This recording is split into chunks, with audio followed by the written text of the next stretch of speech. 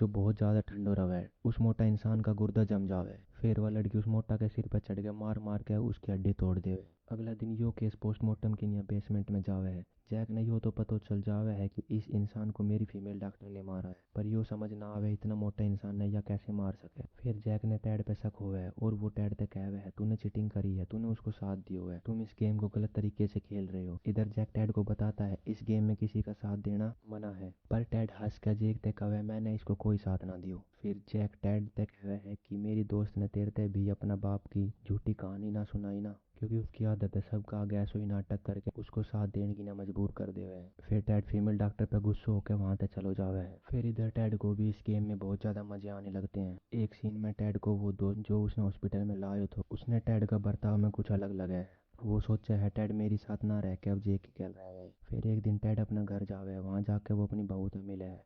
उसकी बहू उसको बदलो बदलो बर्ताव देख लेवे है, पर टैड उसने बात में उलझा देवे है। फिर टैड वापस हॉस्पिटल जाने लगा है। उसकी बहू कहवे है मैं भी साथ चलूंगी। जैसे ही टैड की बहू उसका घर आई तो उसने खून का निशान दिखा। टैड उन खून का निशान छुपाने लगे, पर उसकी बहू ने एक नशा वाली चीज मिल जावे। फिर टैड उससे कहवे है कि यहाँ मेरा दोस्त आया था, उन्हें ही पार्टी करी, मेरा इस नशे से कोई लेना देना नहीं है। फिर अगला दिन टैड अपनी बहू ने लेके एक पार्टी में जावे है। वहाँ जैक की दोस्त टैड की बहू ने देख कर जलन लगे है। फिर वह लड़की कहीं अकेली पार्टी करने लगे है। यो देख कर जैक ने शक हो जावे मेरी फ्रेंड और टैड का बीच में कुछ चल रहा है, और वो इस बात तक गुस्सा हो जावे। फिर जैक पार्टी में अपनी दोस्त उल्टो सीधो बोल के वहां से चलो जावे है। फिर एक रात टैड अपनी बहू गैल सो रहा था तो रात में जैक को फोन आयो। टैड जैक को बेसमेंट में बुलाता है। टैड भागते भागते बेसमेंट में पहुंचता है और टैड वहां जाके देखा है कि जैक ने 3 लड़की को खून करके लिटा रखी थी। फिर जैक टैड ते वार्निंग दे के कहवे मेरी हर चीज से दूर रहे, मेरी दोस्त है भी, मैं जानू तूने मेरी दोस्त पसंद ना है, पर वह तूने पसंद करे है, पर फिर भी तू उससे दूर रहे। फिर टैड जैसे ही अपना घर जावे वहां जैक की दोस्त उसका इंतजार कर रही थी और वो टैड के साथ गंदी गंदी हरकतें करती है। ये हरकतें करते करते जैक अपनी गाड़ी से बैठे उसको देख लेता है और गुस्सा होकर वहां से चला जाता है। अगले दिन टैड हॉस्पिटल जाकर जैक तक कहवे है मैं इस गेम में छोड़ रहा हूँ।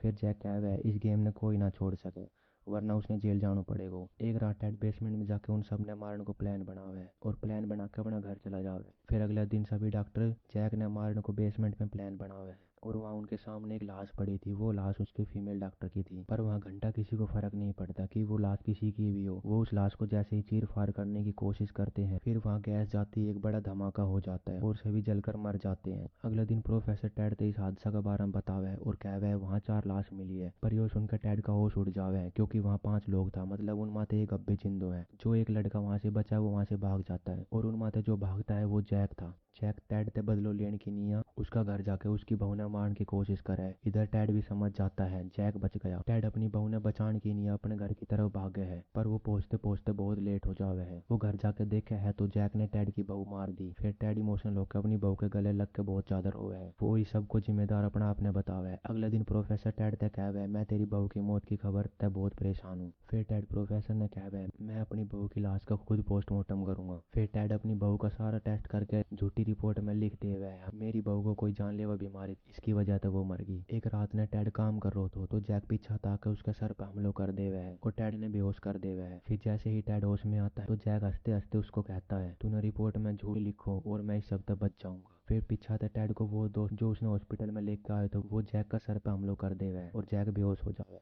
उसका बाद टैड जैक के मुंह में एक ऐसा जहर डालता है जो 7 घंटे तक उसका शरीर काम ही नहीं करेगा, पर इस जहर के चलते चलते जैक जिंदा रहेगा, आंखों से देख सकता है पर उस अपना शरीर महसूस नहीं कर सकता। फिर इधर टैड जैक की आंखों का सामने उसका शरीर ने काट काट के उसकी हत्या कर देवे और सबको बदलो ले लेवे। फिर टैड ने अपनी गलती को भी एहसास हो जावे और ये मूवी यहीं पर खत्म हो जावे।